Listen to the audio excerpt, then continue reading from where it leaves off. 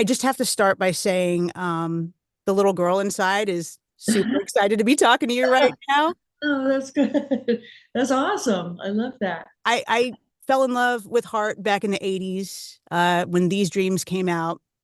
And then it wasn't until I got a 45 of Alone and the Oh, B side was Barracuda that I really discovered all yeah. of your earlier music. I was like, what is that? Oh, wow. That is so very cool. I forgot about that release. Yeah, very cool. It was amazing. And so I was on like this mad rush to find all the earlier Heart music and just absolutely fell in love with it. That's fantastic. That's so cool. I think that that's a story that a lot of different fans would be able to tell who came in the 80s, and and then kind of went, wait a minute, there's that other song from before, like Crazy on You or Magic Man or that still hold up today. So that's really a cool, kind of a cool through line that Yeah. traversing some generations there. Does it ever blow your mind that it's been 50 years since Dreamboat Annie? Because it's hard for me to believe sometimes. It really blows my mind. It really does. I mean, time is so relative and all that. Hmm. When you think of like how many lifetimes and how many different people were you since the day when we walked into that studio and started recording Dreamboat Annie, in 1975. And it's like, 50 years later, which is crazy. It's like, but then again, you feel like I've completely developed a whole other lifetime a few times over since then. And it's very cool, however, that the connection between the songs and the songs now, the songs then is still strong. And people still like those songs. And it's still the soundtrack to a lot of people's lives and their children and the grandchildren of the original 70s fans, which which today we're seeing all kinds of generations coming out to our shows, which is the ultimate cool thing Yeah, I of was all. going to say that's got to be just so, so cool for you. It is the coolest ever thing. It's really great. I mean, I'm a new grandmother. I have a almost 2 year old granddaughter and a 6 month old granddaughter. Oh, Jeff's daughters had kids now, and the almost 2 year old came out to see Heart for her first rock show, how uh, cool. amphitheater outdoors. It was a really beautiful day, and it wasn't too loud, So she was out there. I could see her from the stage, and she's 2 year old like dancing to my music. It was like, okay, this is peak. This is a peak life full circle moment that really is very meaningful and really fun, really cool. I mean, it doesn't get much better than that for you, Yeah, does I it? can't think of many better things, really. I can try, but it's hard to. I've been in radio now for over 30 years. And so I wonder if you could take me back to 50 years ago when Dreamboat Annie, you know, first came out and first time you heard it on the radio. What was that like for you? Well, when they started playing it, like right after we recorded it, and it wasn't a huge hit all over right away. It was a regional hit in Vancouver, where we were from at the time, and we heard it. I think I heard it the first time at the band house where we were all living. On the radio we had going all the time, just in case it would play, and so there it was. It was like the first single I think we released called um, "Love Me Like Music," which was kind of like a not a very good rock song, but a good Carpenters kind of ballad song. Yeah. And we freaked out. We did everything like in the movies that you see if somebody hears their song the first time on the radio. We did all of it. We were running and jumping and screaming and calling our mom and everything, And then we called the radio station too, and we were like, "Oh, excuse me, would you play that song again? I really like. What was that? What was the name of that band? And we're trying to like fool people, like we were different people calling the radio station all of a sudden, pretending that we weren't the band itself. So, but they played it like every hour at first, and then we heard, and then Anne heard it in her car on way back from the grocery store. and she had to pull over and freak, you know. I heard it another time in a car with her, and we had to pull over and freak again. It was like, now they're playing Crazy on You on the radio. Oh my God, they're playing, you know, Magic Man on the radio, and Oh, the first album. And so they were more than one track that was starting to get airplay, yeah. as they used to call it. And you know, back in the radio days, um, and it was so cool in that era because when you had radio, it was your friend, and it was in your car, and it was in your house, and you're Yep. cooking with you in your kitchen and making breakfast, whatever. And you got your local news, and you've got, you know, um, the local news stories that when you hear that now, I have a terrestrial radio in my kitchen now Mhm. because I could hear local news because it's like so refreshingly small, you know, compared to the bombastic, horrific global news we have going these days. But anyway, the radio thing was so great because you'd hear yourself, and people would call in, and you'd hear the callers, caller number 5, you know, and contest winners, Yeah, yeah. and all that cool radio stuff. Well, the cool radio stuff hasn't completely gone away. I will say that we've got some of the cool stuff going on here in LA. Yeah, well, KNX, baby. Yeah. No, baby, right? Absolutely. And K Right? Rock's just down the hall. So we've got Yeah. some cool stuff here. Been there a few times. Yeah. Man, well, next time you're in town, you ought to come by. We'd love to see you for sure. We're an analog kind of band, you know, so we really appreciate you guys and what radio brings to the family, the home and family in the car. And it connects us because the digital age is so individualized now, and Yeah. the different digital silos of social media that we live inside of now in our screens. Something like radio is really cool because it touches a broader base, and it's, you know, all of us, you know, are together, more together because of radio these days. I couldn't agree more. Yeah. I mean, it was my best friend growing up too. That's how I learned about Heart. I learned about so many other, Yeah. you Yeah. know, Little artists. transistor in your bed and all that, You right? know, the little mixtape, making the Yeah, little the little tape. tape, Oh tape. yeah. Yeah, Good yeah, times, good times. all Listen, about it. I wanted to ask you about um I need to ask you about Barracuda and the story behind that. But before we get to that, personally, I was recently listening to Little Queen a lot lately. Oh Um, yeah, and I mean, I love all the Heart music, but Little Queen, for whatever reason, has been tapping into me a little bit more lately. yeah. That's a really cool album. It is so cool. And Cry to Me Yeah, touched me in a way recently. I think I was just cooking dinner and I had it in my yeah, earphones. And yeah. it hit me in such a way that it brought me to tears. It's such a beautiful song. Very cool that you that got to you that way. I mean, that's a really cool part of that album. That's, I think it's 40 years old this year. Is, yeah, Little Queen, and the Gypsy Camp, and the you know, the cover and everything. Um, and we had it in our, you know, artistically enabled brains, you know, that we could do like a concept album, and we could be gypsies, and there you'd hear some coins being tossed onto the street, and you'd hear street buskers outside, and you'd hear the banter of people, gypsy camp and all that stuff. And then it would morph in, it would be a concept album that would take you on a journey through a gypsy camp and into a totally personal, emotional moment where it's a love story with between people that need each other to lean on, you know, to show up for each other and stuff like that. So we still try to write that stuff, that's more poetic and more meaningful and kind of emotional that way, because I think it really touches people like you, for instance, in your kitchen, and that's what it's all about. That's what it's for.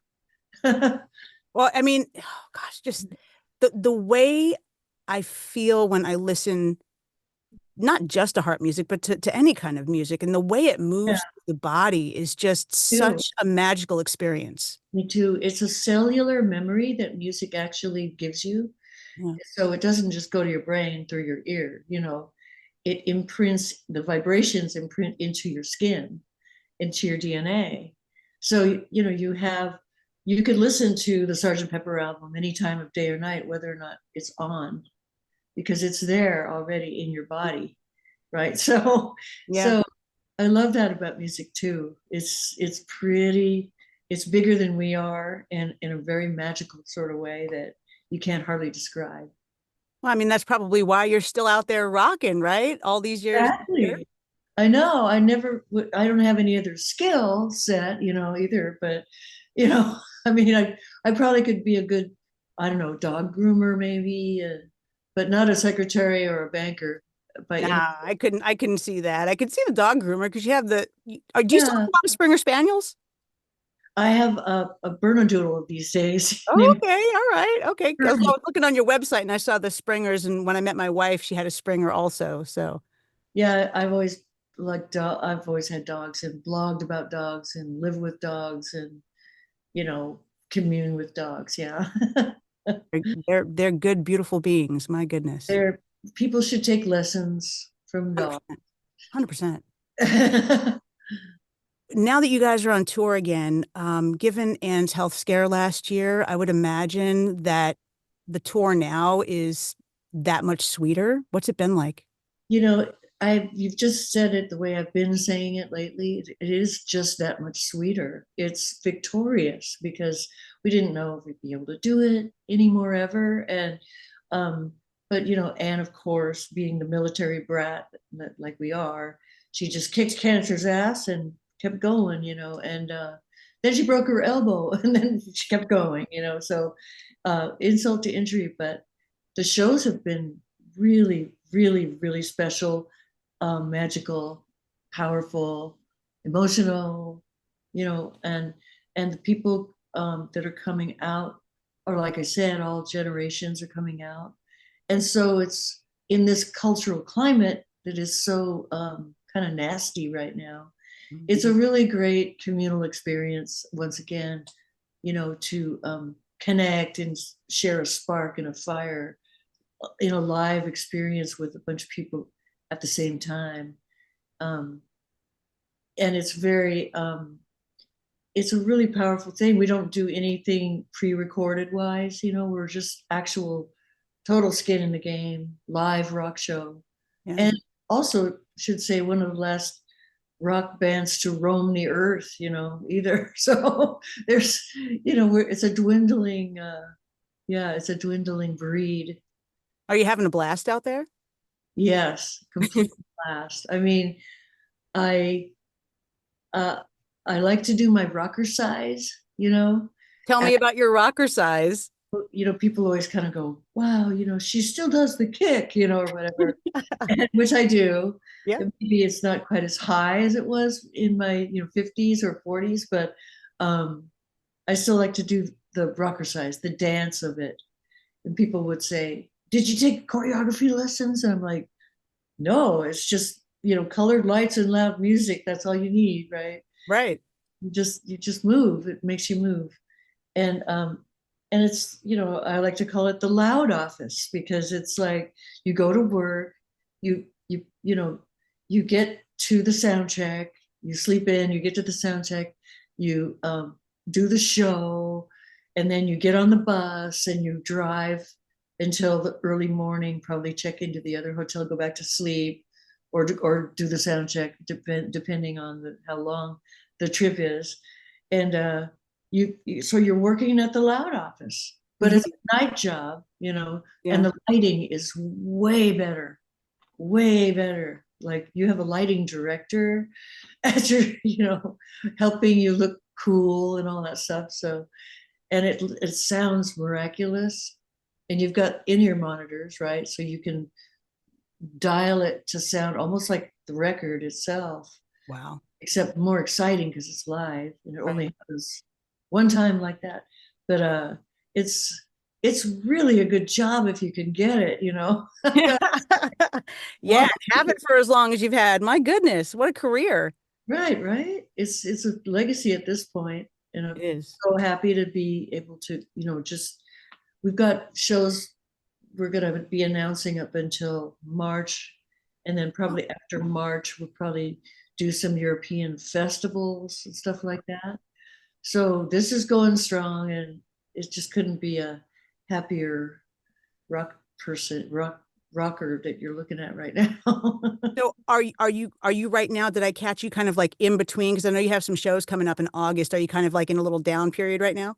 Yeah, we're on a break Yeah, yeah, that's what I thought. because we were just out all of July, I Hmm. mean, June, I mean, and so we took most of July at home, and then going back out for another month, and so off and on we'll be out, well into next year, um, you know, bringing it, bringing it, bringing it, bringing it Absolutely bringing it. to your town. Yeah. Is there any plan for another Heart album, a newer Heart album from the studio? Well, I've been working on new music. Anne's got a new album working on with her Trip Sitter band, Yeah. and I've been working with Sue Ennis, one of the original Heart collaborators. Um, and I've got a duet with Ben Gibbard right now. That's a bonus track on the re-release of my solo album that's at the merch stand. So I've been writing new stuff all along. And when Heart finishes this tour, I would not be surprised, with all the creative juices still going and such an amazing lineup and the sound of us right now, that we wouldn't just get back in a studio and do a Heart album pretty quick Oh, after that. that would be awesome. That would be so fun to do. And these are I would never hesitate with these players to get real creative and catch the energy before it kind of fades away later, like the Yeah. energy of the live show Hmm. was totally, it's lightning in a bottle, and we should try to get it on, capture it for content before Yeah. it fades away. 100%. 100%. Yeah. Yeah. Did you, one of my colleagues, I got two colleagues here who are also very big Heart fans, and they're kind of hanging outside the studio door.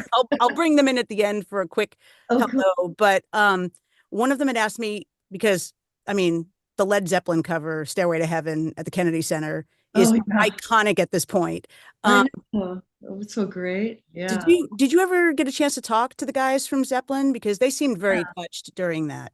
They were, and we did. And after the performance, there was like a governor's ball kind of dinner thing. And each guy from remaining Zeppelin came up. Jimmy came over first, and I was like, "Oh my God, it's Jimmy fucking Page," And he's like, "Wow, you guys really nailed it. You played that great. You sang it so great. Sounded wonderful."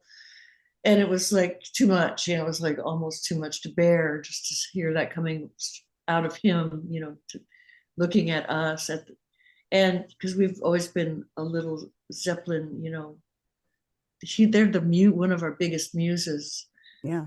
And then John Paul Jones came up, and it's like, love it, love you guys, you did great. Then Robert Plant came up and joined them, and said, you guys, I've learned to hate that song because people just murder that song. People that try to do that song just kill the song.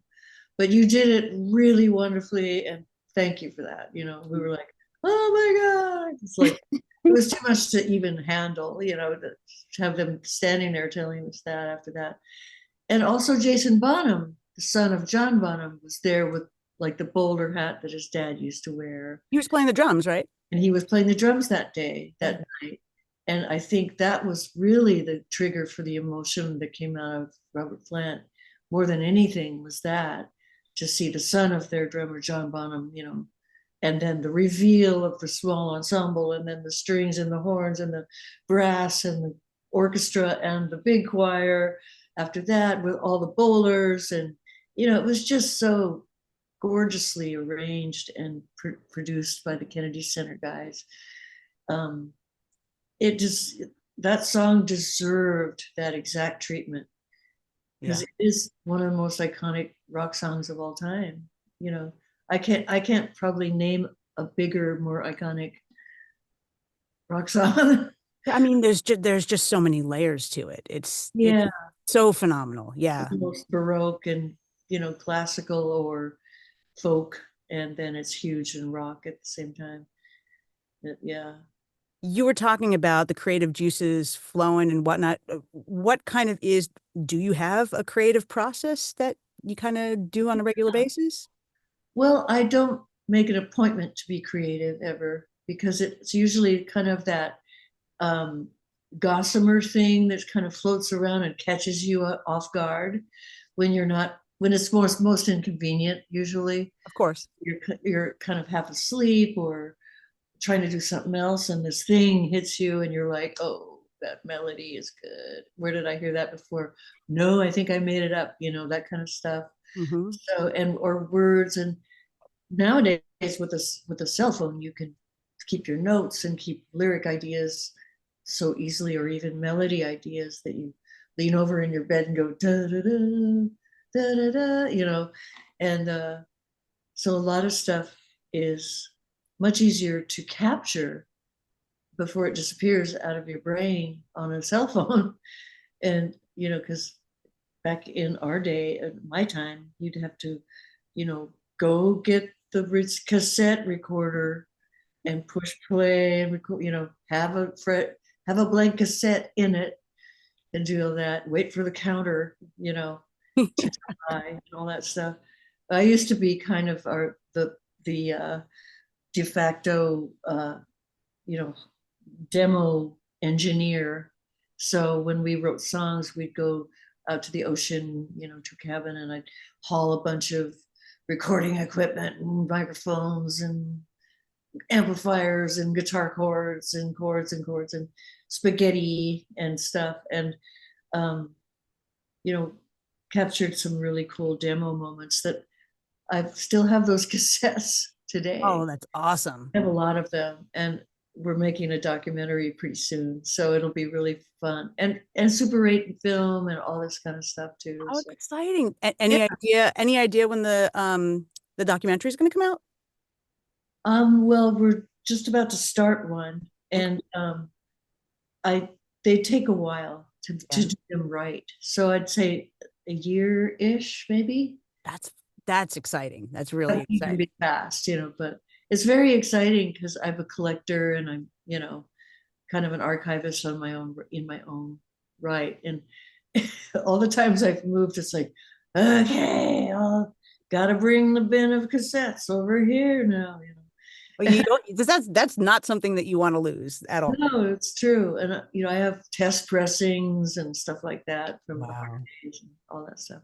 Wow. I get the whole creative thing too, because I'm a writer outside of what I do here at work. And probably one of my favorite, because I started when I was really little writing poetry.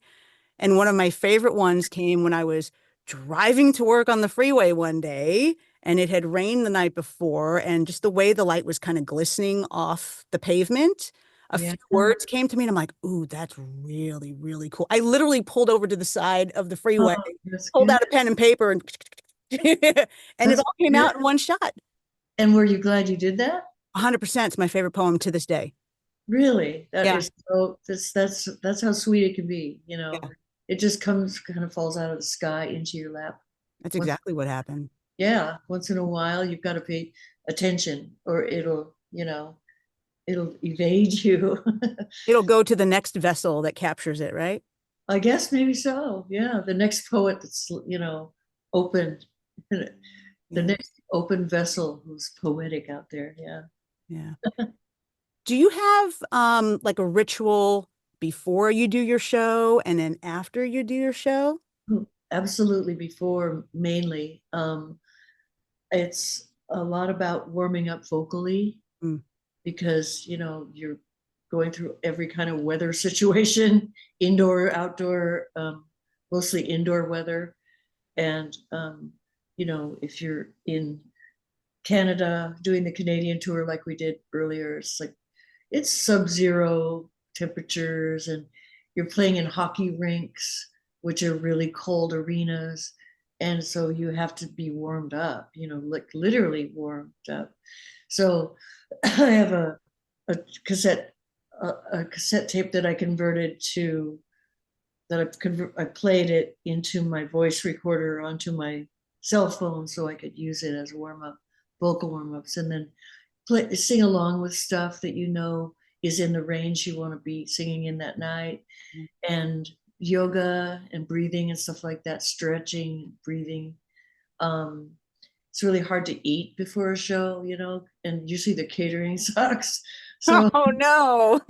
yeah, so you just have some you nibble on some nuts or something, or hummus and vegetable thing or something like that, and don't get too full, because if you're trying to play a rock show and digest dinner at the same time, it's not usually the right idea. So, there's all kinds of I wear the same socks. I call them my lucky socks, and the Okay. certain pair of purple boots I like.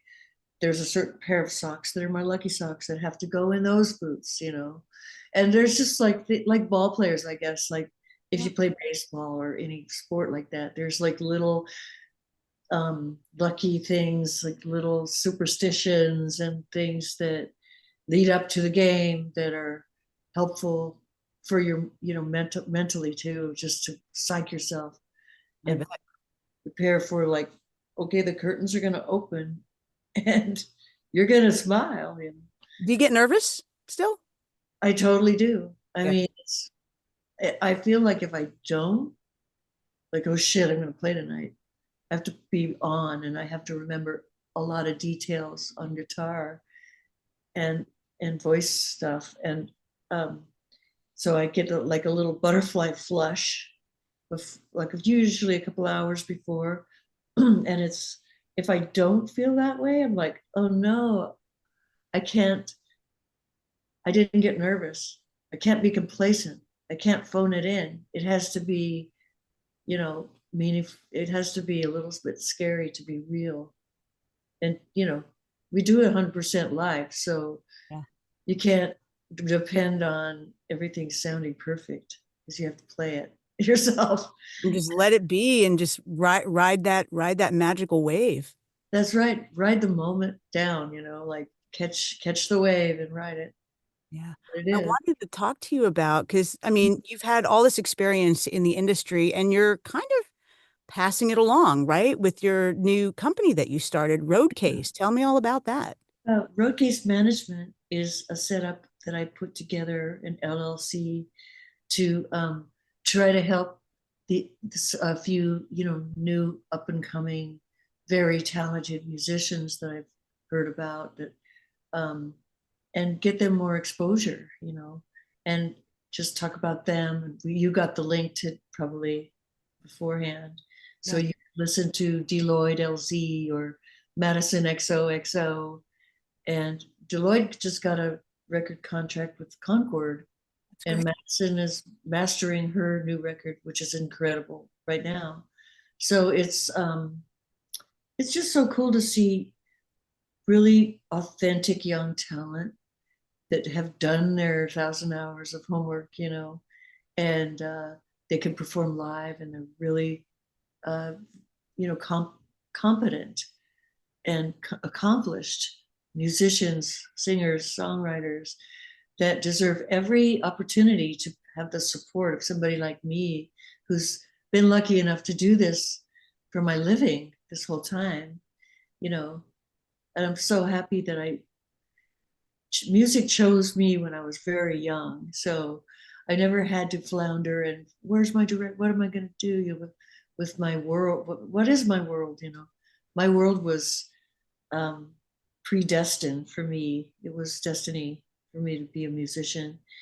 And these people that are young now, coming up, they deserve every opportunity to somebody hear them on the radio, for example, in their car, to segue back to where we started. It's just what radio and um, now social media, I could put them out there. I send the link out there and, you know, do social advertising that way for them, try to help them out. And how has that been for you? How has that experience been for you so far? Oh, it's meaningful. I feel like I'm giving something back, and especially in this time where things are more disjointed for young artists trying to come up. There's not so much of an immediate, um, you know, audience for anyone to get. Everyone's got separated out. So I think if somebody likes me or like my music or my work with movie music or my solo music or heart music, and they connect to me at all, that they'll also automatically get a connection to some other great young new artists coming up. Yeah, no doubt. I'm going Yeah. to circle back one more time because I forgot to ask it, and I think one of my colleagues will have my head if I don't. The backstory to Barracuda. Oh yeah. Yeah. Well, at an industry party one time, um, where Anne and I were enjoying, the a lot of industry people fawning all over us when the album was one of our albums. I think probably when we first were doing Little Queen, on which Barracuda exists. Um, they were like, "Yeah, baby," the guy with the cigar, the pinky ring guy. Oh There no. were a lot of those guys at this party, and the satin jackets, all of it. Marty Puffkin from Spinal Tap, all of that guy. There's just a million of them. There's still a million of them. But the sleazeball guy, and he came up to Anne, right? Because the album cover from Dreamboat Annie was like bare shoulders touching, and he was like, "How's your lover, Annie?" And she goes, "Yeah, well, Michael's right over there. He's fine." Michael Fisher, the Magic Man. Yeah, yeah. And, and he goes, "No, I mean your sister." Ha ha ha ha ha ha. And she was really, we were pretty innocent going in, so she was really appalled and insulted and, and turned on her boot heel quickly and, promptly left the event, went upstairs to the hotel room and wrote the words to Barracuda, in a huff, in a rage, really. And um, we had a cool riff going with me and Roger Fisher had a cool riff already, and it just slotted like boom, and then it was on Little Queen after that. So yeah, it was a Dreamboat Annie party, and which instigated the song that was on Little Queen later. Yeah. Amazing how those things happen because sometimes it's a flash of inspiration and sometimes it's a flash of rage too, right? Yeah, there's high emotional states like rage or like pain, heartbreak. Those are all real good, really good inspirational things that cause you to write. Lots of pain, yeah. Well, at least make a couple of good songs. But yeah, another heartbreak. Okay, maybe I'll get a good song out of it. But but being completely insulted by a slime ball, that was good for a really good song. A hell of a good song. My goodness. Are there any songs after all these years that you really get jazzed about playing live? Oh, totally. I mean, it sounds so good on a live stage. You've got in-ear monitors that sound almost like the record in a way, but it's live, so it's a beautiful version that only happens one time, Yeah. on that stage. But Barracuda is one of them. I love playing, These Dreams for that reason, and I love playing Alone for that reason, which we now do a mashup with What About Love version. And a lot of the classic stuff, like we do Going to California, which is so magic, and we do Rain Song by Zeppelin right now, which is along with Stairway to Heaven, is probably one of the most gorgeous poems and musical um, masterpieces in rock as well. So that song is just, it's completely mind blowing to be able to play it live on guitar and just go, "Oh, I could do this. I can do this." And it's like the holy grail of rock songs, one of them. And before that, you could look it up on YouTube, for the instructional. It was like the most sought after lost chord, lost tuning of all guitar tunings was the rain song, because everybody had a different tuning that they thought was it. Hmm. Nobody was exactly sure if they were the correct tuning or not. And so there was all kinds of historic deep dives into tapes and shows of Zeppelin, and videos of Zeppelin, the historic Zeppelin footage that people would, you know, comb through with a fine-tooth comb to see if they could see the fingers of Jimmy Page playing the rain song or not, find out what tuning it was, you know, according to the position of his hand finger positions, chord positions. And now you could just look it up on YouTube. It's like, oh, okay, that makes sense. But it was really one of those perfect rock songs for that reason too. It had the biggest mystery around the tuning of any rock song I've ever known about. Yeah. Yeah, I've seen Heart many times. First time was back in 1990, and it's just always such a blast to see you both live, to see the whole band live. But of course, Yeah. Heart's not Heart without Ann and Nancy. It's sort of just the defining, yeah. It's what frames it. But it's really like you said, extra sweet these days to be able to do that and be on that stage with her, my sister, again, because, you know, regardless of any politics or any other drama that swirls around us, we are the epicenter of where the magic comes from. And it's on a stage like that, it's always kind of a timeless place to be. It's the eye of the hurricane, you know, it's the calm center of the storm that swirls around everything else around us, you know, like, oh, the managers, or oh, the this or that, the old boyfriends or whatever, you know, the husbands or whatever. But when it's the two of us at the center of the hurricane, it's peace and magic, and it's wonderful. Time just is still there for us. You feel like a kid again when you get up there with her? That's what I'm talking about. It's Yeah. still, Yeah. it's there the same as it's always been. Yeah. Yeah. Yep. That's the place I love to be. Well, I have really loved our conversation, and I'm going to Yeah. leave it there because it can't get any better than that. Thank you. Well, really wonderful talking to you. I mean, I could tell you've got the mind of a writer and a poet going on there. So I really right appreciate it. down my alley. That means a lot.